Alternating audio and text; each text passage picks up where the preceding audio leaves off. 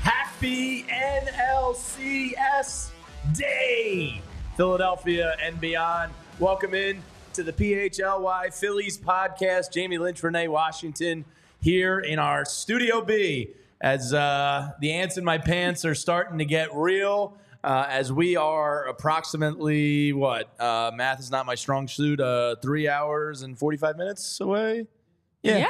Okay. Yeah, 3 hours, 45 minutes. I think I'm going to need a beer after the show to calm my nerves and my brain. I'm feeling extra stupid today, but I think it's just the effects of Red October coming crashing down on us after a couple days off there. I didn't know what to do with myself, Renee, with all the kind of adrenaline we've had this past week. Having 2 days off there on Friday and Saturday was like, whoa, what's going on? And now we find ourselves right back in it. How you feeling? What's the vibe check this morning? What's the gut telling you? You know, sometimes you got to read yourself and the universe a little bit. We feeling good? Everything good? I didn't wake up feeling good, but I feel good now. Okay. I got there. Listen, it's exciting. It's game one. It's the start of a new week, the start of a new series. It's Bryce Harper's 31st birthday. Welcome to the 31 Club, Bryce. And it's a great day to win. It's a great day to knock off the Diamondbacks. We've been talking about, it feels like for a very long time, closing out the Braves series, talking about the Diamondbacks. And we weren't all off on Friday. For Tyler and I talking on Friday. Yeah. You know, it was kind of like family wedding. Yeah, it was just weird to have days of no games to watch, no games to talk about, and just kind of waiting around. So I'm tired of waiting. You know, you talk about the ants in your pants doing a funny dance. Yeah. I mean, it's time for us to get going. And it's annoying that it's an 8:07 start, so we're waiting some more, but we're getting closer, as you talk about. Yes, and Eugene Krabs, Greg MC, Jose, Corey RC, Patrick Glenn, Joseph, Kyle Kairos, all you people in there. I'm right there with you. You know, the Eagles kind of put a little damper on last night and this morning. We are wiping the slate clean, and it is NLCS Day. We may have somebody that works here. I don't know how we got hired here. I feel like a prerequisite for working here is that you have to be a fan of the right teams. You don't have to be preferably Philly teams, but if you're a non-Philly sports fan, you've got to be a fan of, well, no, there's no exception. The only reason Jets fans don't bother me is because it's a loser franchise. I kind of sympathize with them. In their losing ways and decades of not having quarterbacks. It was a big day for them. They can have their win. They can enjoy the spoils. Listen. But ultimately, we know Jets fans are just jealous of Eagles fans. There's to the Jet fan that's in the studio right now that can't speak up for themselves, Chris. We're coming at you. But look, it's like Washington last year. Yeah. The Jets is here. We're moving on. Yes, scoreboard. We're moving on. Screw because Robert today Saleh. Screw the Jets. And screw Zack Gallen, even though he's local and I'm sure they're very nice people.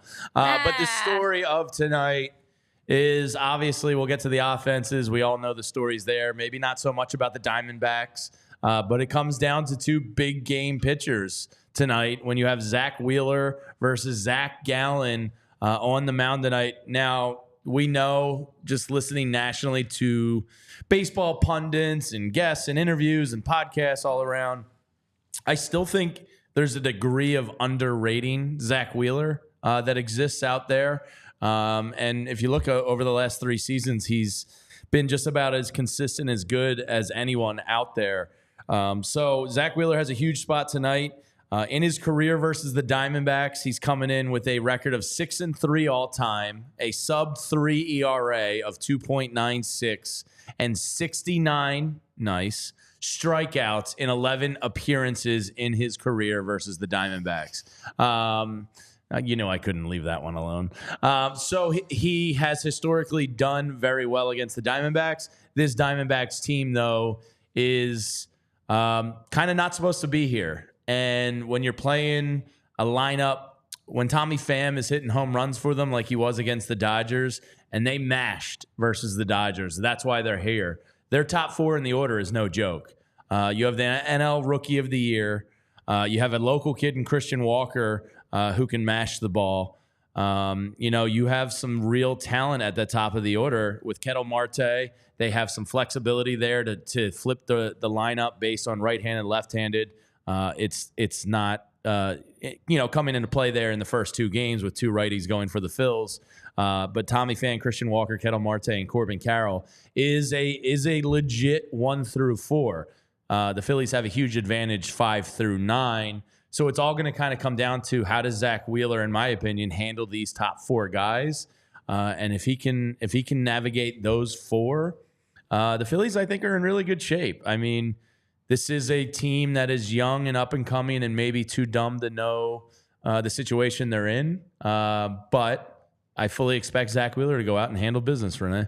Yeah, and I read that Zack and Aaron Nola combined have a 1.75 ERA in 25 2/3 postseason innings, which is averaging over 6 innings per outing between the two of them. And the numbers that they've performed as the 1-2 punch have been phenomenal. And we're going to need it to start again game 1 today, game 2 tomorrow, because not only have the Phillies hit 13 home runs in the postseason so far, so have the Diamondbacks. This is a team that offensively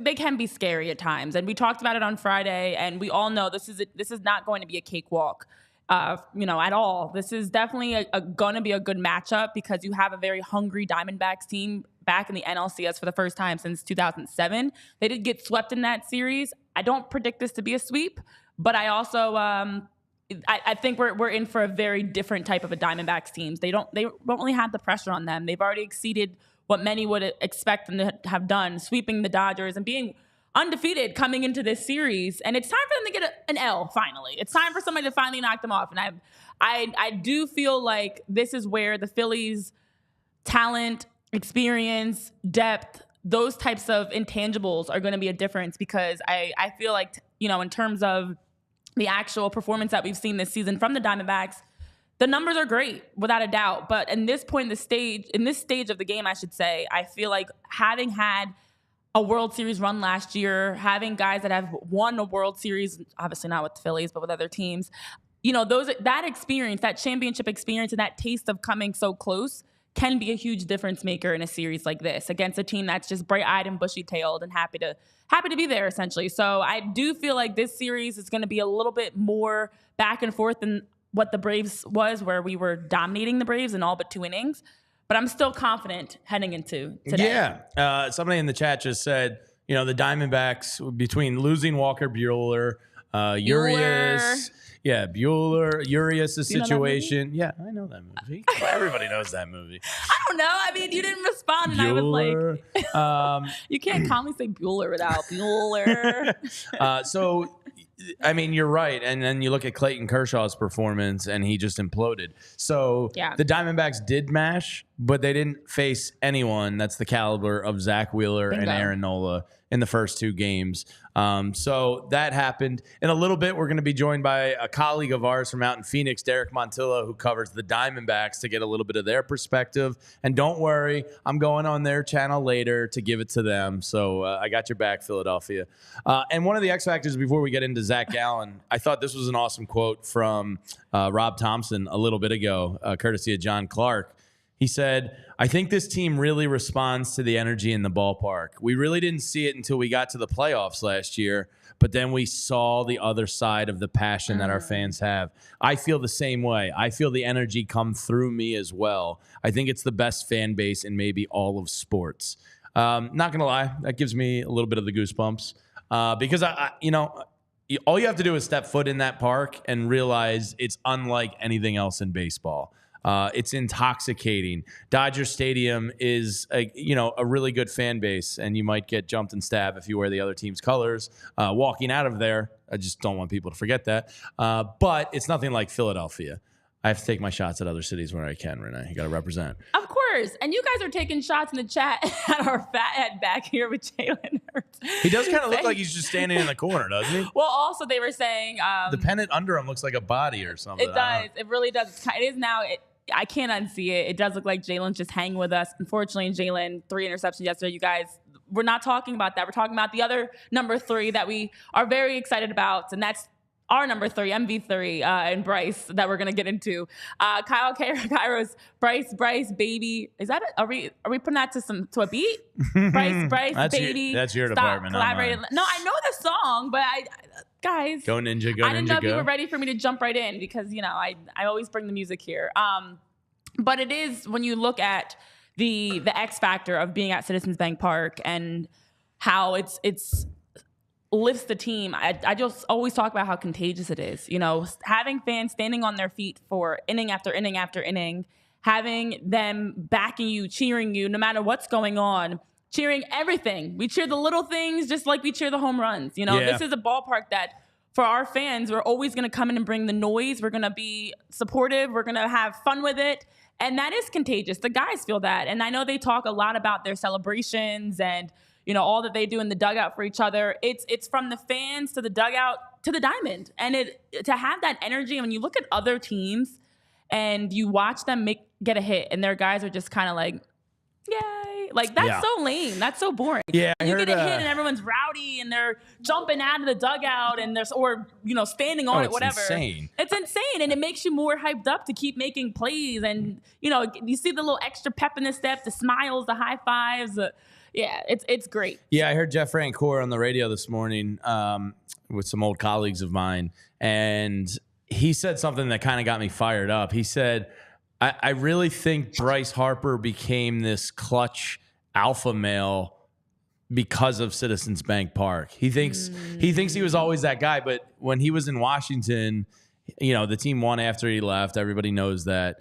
He was just an okay playoff performer. He didn't have a ton of chances at it with the team. He was just okay, certainly not great. And Jeff Francoeur really thinks that he feeds off of what Rob Thompson just said, that tenacity, that environment in the playoffs, because over the last 2 years, he has become one of the most clutch players in all of baseball, if not the most clutch. End of story. Just shut down the debate. I thought it was really interesting that Francoeur thinks that's Bryce's response to us. And I was in my car driving the girls to school, and I was like, yeah, I was like kind of like punching the roof. Like, it fired me up, because if an ex-player is saying that, then it's not just BS that us fans want to believe. Yeah, well, when you look at Bryce's career, and I know for his birthday, there's been so many things that have been coming out today. In 12 seasons, 2-time MVP, Rookie of the Year, 7-time All-Star, 2-time Silver Slugger, and a Home Run Derby champ, and then, of course, 2022 NLCS MVP. And for Bryce, when you look at all that he's accomplished, it still feels like the best is yet to come. And I know Bryce has talked about not feeling any pressure, because he's like, I dealt with all that pressure when I was a kid, and now I don't feel any of that pressure. Like, you can see him when he's playing, he's just having fun with it. His greatness deserves a ring. It does. Is the and even in his responses and his mannerisms, he's got some Philly in him now. And as we know, Philly, it's a different breed of toughness and that underdog, like that grit, like that in you. And Bryce is adding that to his game of already being a great player, that you now add in that every time he steps on the field, he's got a little more swag. His celebrations have a little more oomph to him. Yeah. So I do feel like Philly has rubbed off on him, and it has in a great way. And the stadium is a great segue to our next guest, whose team, the Arizona Diamondbacks, has to step into that stadium tonight. And Rob Thompson and Bryce Harper have talked about that environment and how it gets them fired up. Oh, God. My gosh! Let's welcome in from our colleagues station PHNX out west, Derrick Montilla from the Diamondback Show with the Diamondback snake around the neck. Derrick, how we feeling out in Arizona, man? We're feeling great. We are feeling great out here in Arizona. We are in a position that we never expected to be in. So I think as far as our two franchises are concerned, we couldn't be in a different spot as far as like expectations this year. I know you guys did some wonderful things last year. We often talk about the Phillies like making the wild card spot seem like the true dream could happen, where anything can happen as long as you get in the playoffs. And that's now the story that happened this year with the Diamondbacks. So it's been a lot of fun to cover this team all season long. But honestly, this run that they've had in the playoffs has been like magic. It's been unexpected. It's been incredibly impressive and did come out of nowhere for a team, honestly, that has struggled at times, especially offensively this year, to do some of the things they've done in the playoffs. So, Derek, a local kid, Zack Gallen, he's from like 7 miles across the bridge here. Christian Walker's another local kid. But Zack Gallen gets the honor of taking the mound in that environment tonight. He had a phenomenal year. There's no denying it. He's pitched well against the Phillies. It seemed to be leaking a little oil in the month of September, but clearly got that back together in the playoffs. What's the vibe out there amongst Diamondbacks fans for Zack Gallen, not just in general, in Citizens Bank Park, in his hometown? How's everybody feeling out there? I think the one concern is that Gallen's splits this year during the regular season were vastly different on the road versus at home. He was nearly unhittable at Chase Field, and on the road, you just didn't know what you were going to get out of Gallen. But like you said, I mean, he really did get it together, especially in the playoffs.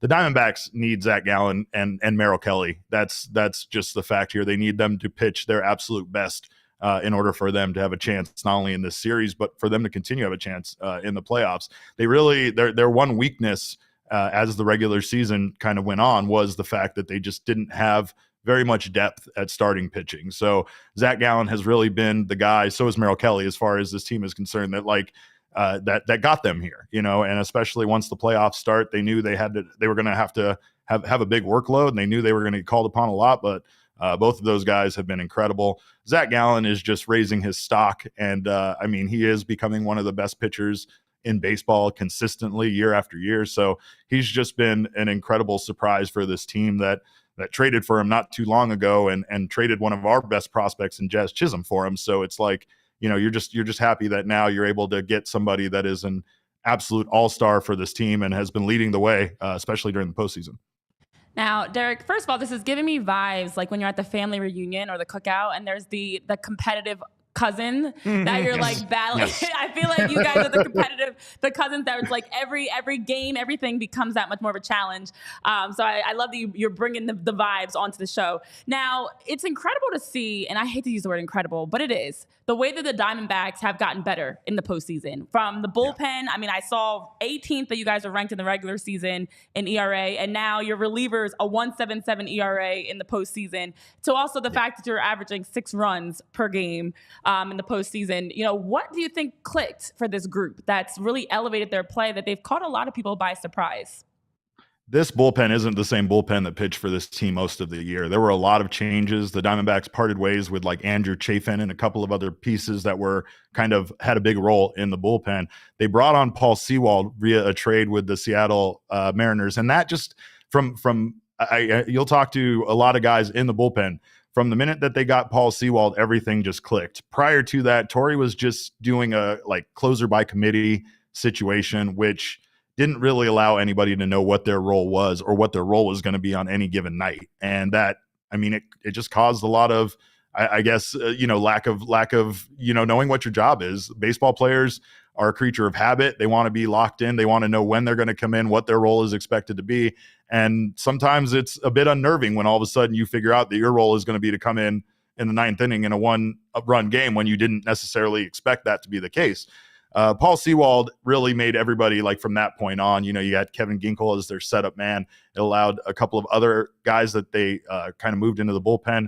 Ryan Thompson that they got after the Tampa Bay Rays DFA'd him. They called up Andrew Saalfrank. Both of those guys, as the season closed out, were just lights out for this team. And again, very unexpected that those guys were going to be as good as they were. So realistically, I think the bullpen that has been so good in the playoffs is a bullpen that it didn't have a lot of time to come together, but they've kind of gelled well, especially now that they've had a chance to be here in the postseason.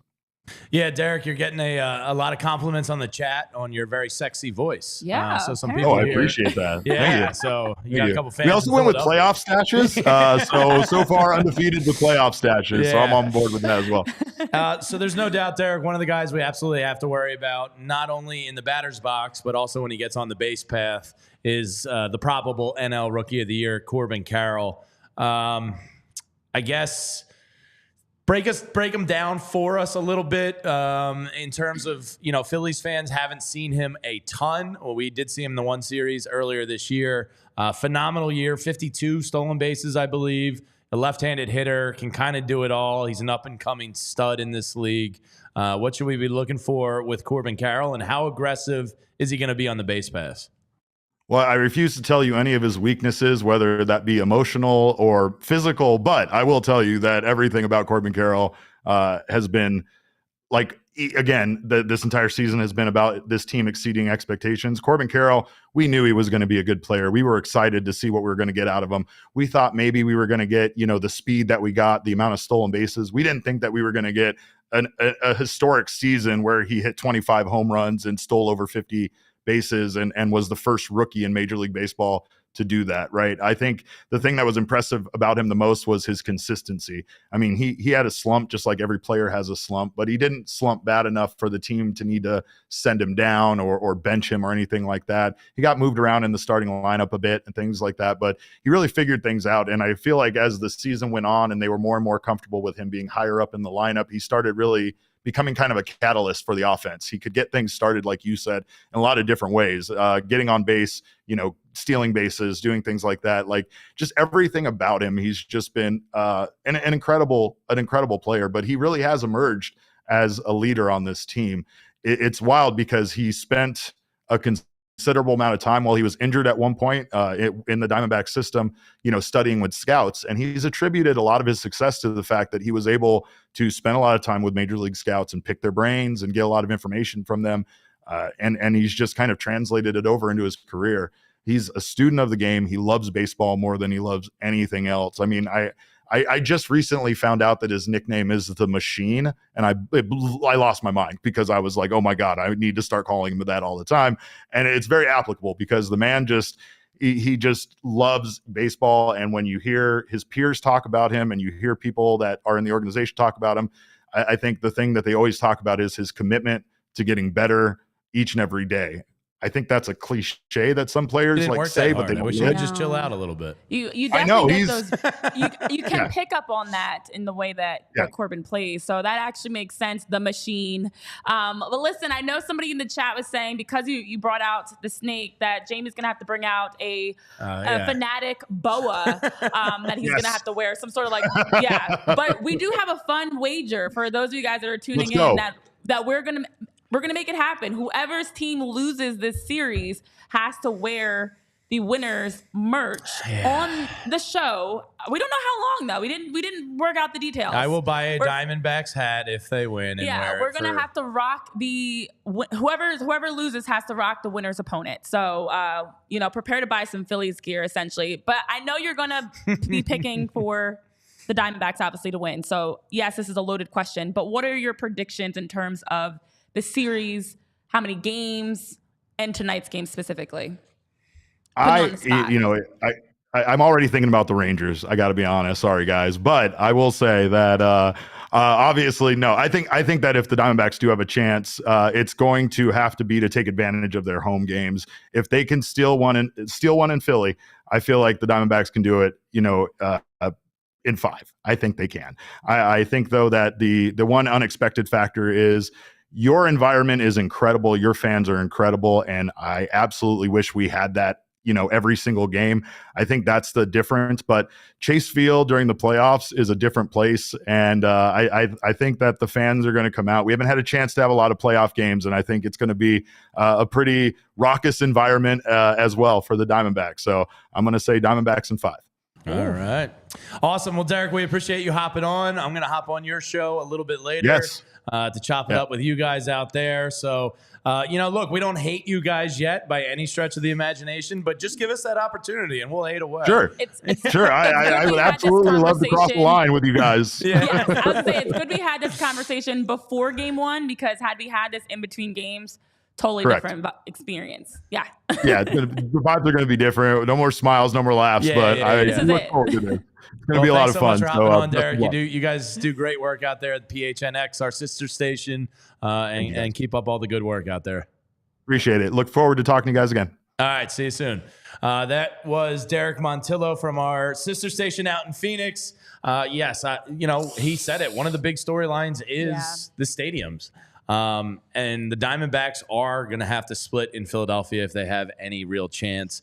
Zack Gallen tonight does have a good career record versus the Phillies. Tyler made a graphic we'll get to in a second. But in his career, he's 3-1 with an ERA of 2.22, 24 strikeouts, and 5 appearances versus the Phils. So his strikeout numbers aren't huge. But here's some of his splits in the one start this year versus the Phillies. He only made it 5 2/3, which can be good. 2 earned runs is solid. 5 hits, 3 Ks. So wasn't mowing people down.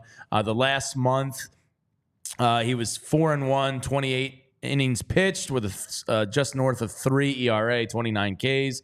There's this splits lefty versus righty. Left-handed hitters normally or naturally, I would say righty versus lefty, slightly better, but he's pretty consistent throughout. So the left-handed batters, luckily for the Philadelphia Phillies, they have a bunch of those. Power numbers are up and strikeouts are down. So that is something to keep an eye on. And he finished 6th in strikeouts versus 2023 with 220 Ks on the season and 210 innings pitched, which is surprising because he didn't get to the Phillies a ton, only the 3 Ks this year. And I know his line tonight is something we're going to get into in Best Bets in a little bit. But it is Bryce Harper's birthday.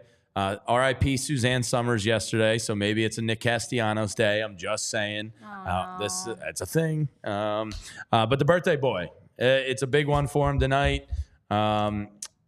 Look, I'm expecting the top of the order to carry us again. And part of that we'll get to in a minute is our leadoff hitter. I really think he's got to step up. Trey Turner's been phenomenal. Bryce Harper is Bryce Harper. I wonder, we haven't seen the lineup yet. I would imagine it's coming out soon. I wonder if Topper is going to tinker with the cleanup hitter spot at all, or if he just sticks with Alec Boehm and the way he had it. So if that breaks before we get out of here, we'll certainly share it with you. But that's something I'm going to be keeping an eye on when the lineup comes out here. Well, we've got a lot to unpack there, Jamie. One is we do have the lineup. I'll share that in a moment. But for the Diamondbacks, I think something else that worries me a little bit is their first 4 games were on the road of the postseason, and they outscored their opponents 26-9 in those games. None of those games are at Citizens Bank Park, though. So, no. I think a lot of people, everybody knows coming in how loud it's going to be. They talk about it, but as we all know, it's different when you are actually in Citizens Bank Park and playing in it, and you've got fans heckling you and everything like that. So, everybody talks the same talk of, we know it's going to be a lot and we're ready for it, but you're not ready. You're not ready until you're there. You can't really prepare. I know somebody was talking about, weren't the Diamondbacks a team that was pumping fake audio into their during their simulated game. Yeah, exactly. So, we get it. You can do all the simulated games and fake audio and everything, but there's nothing like having a packed house of, everybody in their Phillies gear completely yelling anything and everything possible. But also for the lineup, it is the same as before. No changes. So still going to have Schwarber, Turner, Harper, Boehm, Stott, Realmuto, Casty, Marsh, Rojas in that order. So we wondered if there'd be a change. It's a confidence boost to Boehm. Says, we know you're going to come around. Whatever, we'll keep you there. So let's get to our players to watch for tonight. The series, just kind of in general. All 3 of us. Tyler behind the camera has his. But I'll start it off, and then we'll go to Renee. My player to watch, I just mentioned him a minute ago. I don't think the Phillies. I don't want to say can't survive. But you don't want to get another poor performance out of Kyle Schwarber. I really think he has to get to him.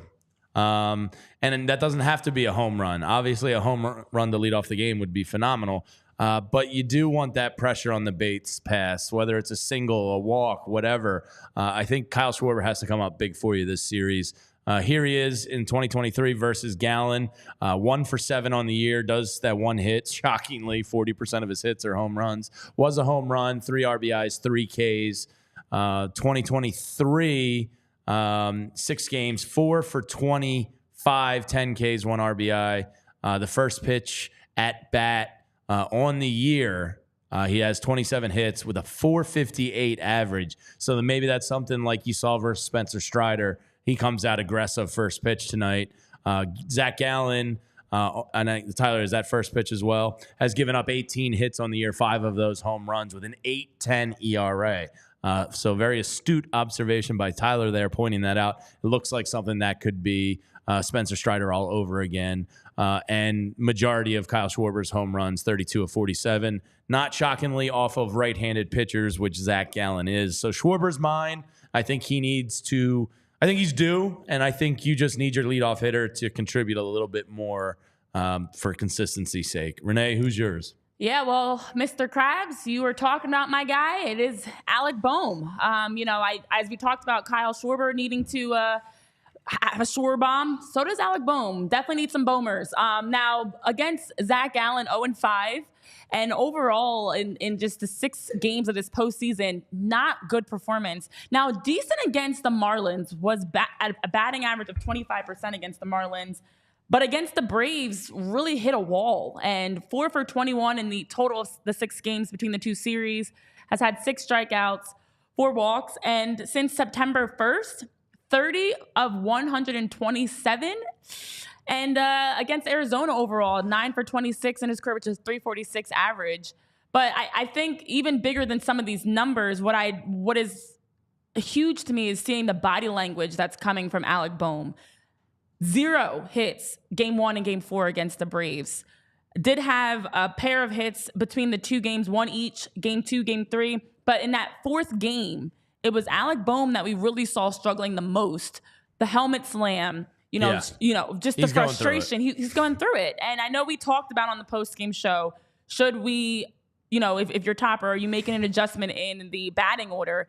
Obviously decided to keep Bohm in that spot. But I think this series has to be huge for Kyle Schwarber and for Alec Bohm to both find a way to get a home run, to get an RBI, to get something. I mean, for Bohm in general to have no home runs, 2 RBIs, 1 did come against the Braves in that 5-4 loss, but hasn't been consistently producing and has been honestly a guy across the batting order where there's been a drop-off. Yeah. Where there's been opportunities, 1 or 2, runners in scoring position, and Bohm can't get a hit. So I would love to see Bohm definitely have a better performance in this series. I know Mint Diggity, you're saying Strider's tough on Bohm after Harp.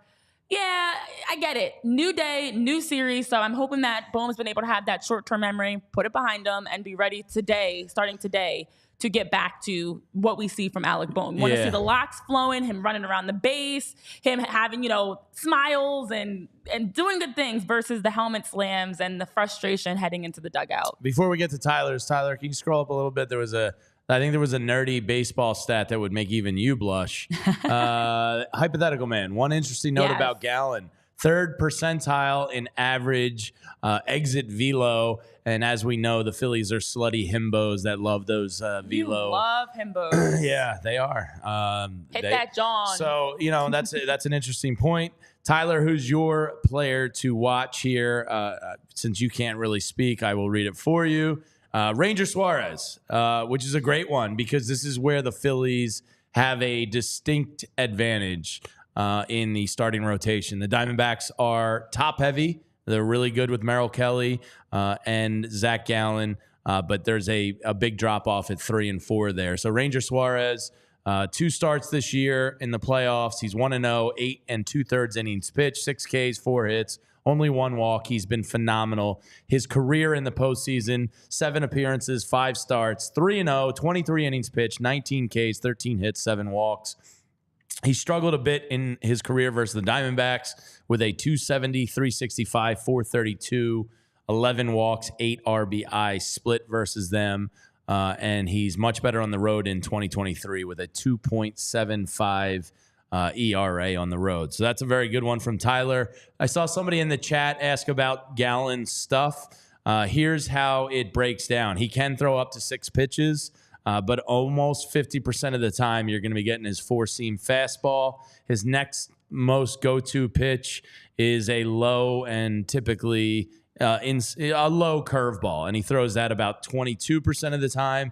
He does have a changeup, which he'll throw at about a 14% of the time click. He's got a little bit of a cutter, which he'll throw 10%, a little bit of a slider, which he doesn't throw very often at 3%, and a sinker that he'll throw on extremely rare situations.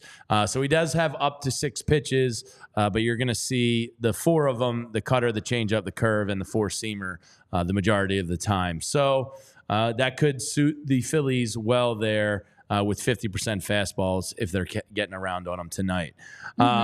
So that's kind of your Zack Gallen breakdown. We'll have a Merrill Kelly breakdown for you tomorrow for sure and what he likes to throw. Let's get to our best bets tonight. And, of course, the best bets, I always use DraftKings Sportsbook. Before we get to those, I'll just tell you about DraftKings real quick. Oh, we have to do the read. What's that? We have to do the read. Oh, that's right. That's just for post-game. Well, I don't have to do the read, but I will tell you to go to DraftKings anyway to place your bets for the game tonight using code PHLY. So our best bets, let's just get right to it then since we don't have to do it. I am going to start with Bryce Harper just to have 1 RBI. It's at plus 190, so it's an over a half run RBI. So I like Bryce to get on the board on his birthday with an RBI tonight. I thought that was good value at plus 190. And then I'm also going to take Zack Wheeler over 6.5 Ks. It's minus 110 to get those 7 Ks. But Wheeler's been dealing ton of strikeouts already for him in his appearances. So I think that train keeps rolling. And those are my 2. Renee, what are yours? Well, now I'm wishing I had picked something that if there needs to be like a money line or something on babies because there's a baby boom happening with the Phillies. I know somebody commented about it in the chat with Wheeler. Himbos. But these himbos have been pretty busy. Yeah, they get down. Hey, when your team's winning games, I feel like that's when you often see babies come after like World Series runs and things like that. And now Zack Wheeler and Aaron Nola are 1 and 2, locked in to have babies coming soon. Of course, Bryson Stott's expecting as well. So it's a baby boom for the Phillies. So I honestly just feel like today is going to be a great day. I'm encouraged. I'm excited.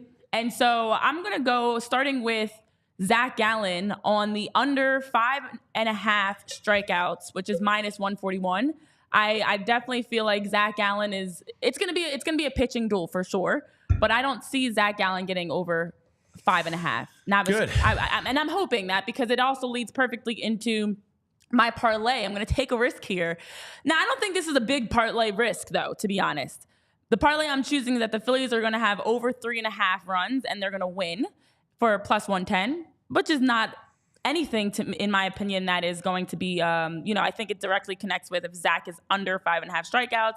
Plus, I already have the prediction for the Phillies winning. I know we didn't get into our predictions officially yet, but to me, it all makes sense. You're going to have a great performance at bats.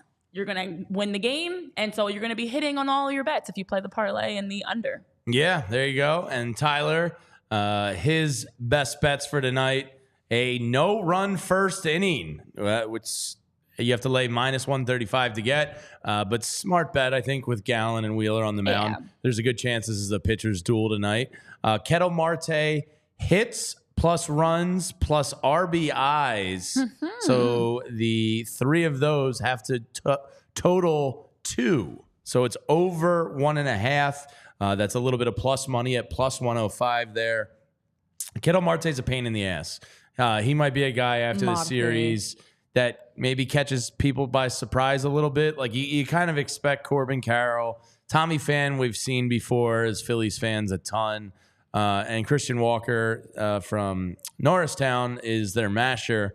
But Kett Marte is that guy that's just kind of a pain in the ass. So I hate to say it, but 2 of those for him between hits, runs, and RBIs is probably a solid bet. It would be ideal if he had none. But the no-run first inning is a good one by Tyler. Yeah, hypothetical man agrees too. Bold, and you love it. Oh, they like that. Yeah, I mean, they like that, Tyler. Yeah, Tyler's getting some love in the chat tonight. Let's see. We'll check back on him after the game and see if he actually wins. Let's get to our game predictions as we wrap up today. An NLCS game 1 day. I'll kick it off here. I think this is a pitcher's duel. I don't think it's going to be easy. I'm probably going to have to drink a couple beers to calm my nerves. I think this is going to be a Zack Gallen, Zack Wheeler 6-inning kind of slugfest a little bit. I just hope the Phillies can get. I'm trying to be realistic with Zack Wheeler. I think they just need to get to 3 runs, and I think they're going to have a really good chance of winning this game. Obviously, I'd love for them to go out and mash tonight and just end Gallen's night early. But I have the Phillies winning 3-2. It's not going to be easy. It's going to be nerve-wracking. And pitchers' duels are always the worst form of torture in a good way.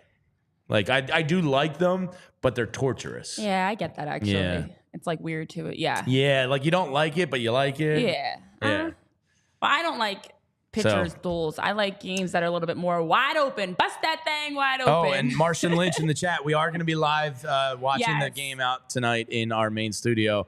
So if you want to see us suffer, if it is a pitcher's duel, me chewing my fingers over in the corner, yes, we will get that out live tonight. Yeah. Yeah, for those that tuned in last time, we're bringing back the watch party. It should be fun. And we also have to give away our tickets for Game 2. We'll do that after we finish our predictions. Now, I do want to say my prediction, even as of late, I feel like I'm on a streak. Even about this show today. Jamie was predicting that our show was going to run about 30 minutes. So was Tyler. They were really stuck on 30 minutes.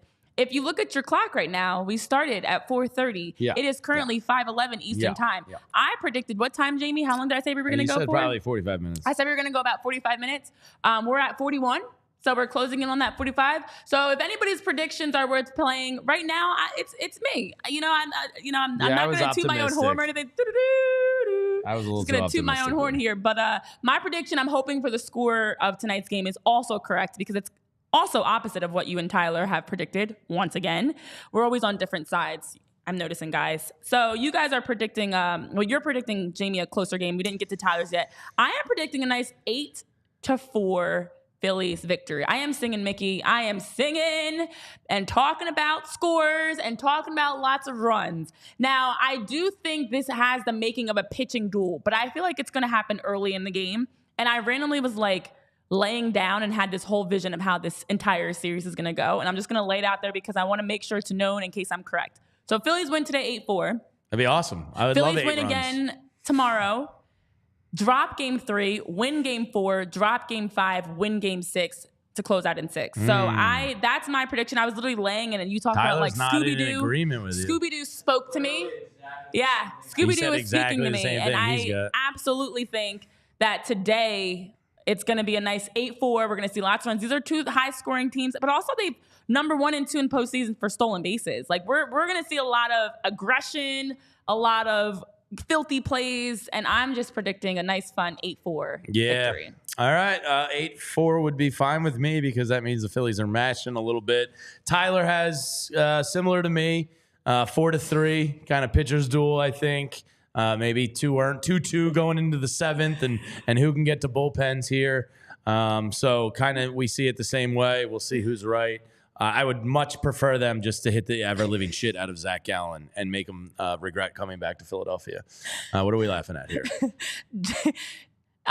You guys are calling Martian Lynch Jaime Lindor is what I'm picturing that as. The avatar of Jamie is more of like a Jaime Lindor, not Jamie Lynch. It's definitely giving Spanish Jamie. That's what I'm feeling, spicy. And I get real spicy when the Phillies are winning baseball games. I think it is time for the Diamondbacks to get hit in the mouth a little bit. Yeah, that'd be nice. We saw that game 2 for the Phillies against the Braves, that wake-up call, that reality check, and being undefeated in the first 2 series. It's definitely time for someone to knock them back a bit, and I think that happens today. Now, regardless of what our scores, which of our scores plans out, either way, it's definitely game 1's going to the Phillies. Yeah. But game 2 can be going tickets-wise to you. We actually had our PHLY Phillies ticket giveaway. Again, thanks to everybody who participated. I love seeing, and Jamie, I know we're always commenting on people's responses and stuff. Yeah, it's people awesome. Dropping the pictures, they're sharing which family member they would take or friend or, all ththese great moments. And it's just so nice to be able to see you guys, sharing in the excitement with us. And I literally said this every time. Totally wish we can give all of you guys tickets. But it's 2 people are going to be not only going to the game tomorrow night, but you'll be able to join the 2 of us. And Jamie might not have a boa on. That's a Fanatic boa. But he will have on some Phillies gear. I don't know what you'll be rocking tomorrow. Yeah, I don't know. Ryan Howard jersey's been good luck lately. I was going to say, you don't have... I have the overalls. Yeah. You don't have your game 2 outfit picked out yet? Am I the only one that picked out? Speaking of outfits, my wife wants to know where you got that jacket. Thank you. She noticed that one. Thank you. No, this might surprise you, Renee. I do not have my game 2 outfit picked out. My Ryan Howard jersey is hanging right over there on my chair. There's probably a good chance I just put that on. Such a difference of this side of the table versus that side of the table, because I literally had this picked out of I'm going to wear it's from Foco, by the way. Nice. For you, Addie. It's got a nice zipper here for anybody that likes secret pockets like I do. Yeah. It's got a huge secret pocket from Foco. I actually got an Eagles one also, which is very sweet too. It's the green and black. Foco is supplying Philadelphia during the Red October. Well, I kind of have my plan to wear the overalls tomorrow. Okay. Again, I feel like every time we go down there in person, I like the overalls. They're nice and warm and practical. They are warm and they have pockets. And most women's clothes, this one has one pocket. My pants have no pockets.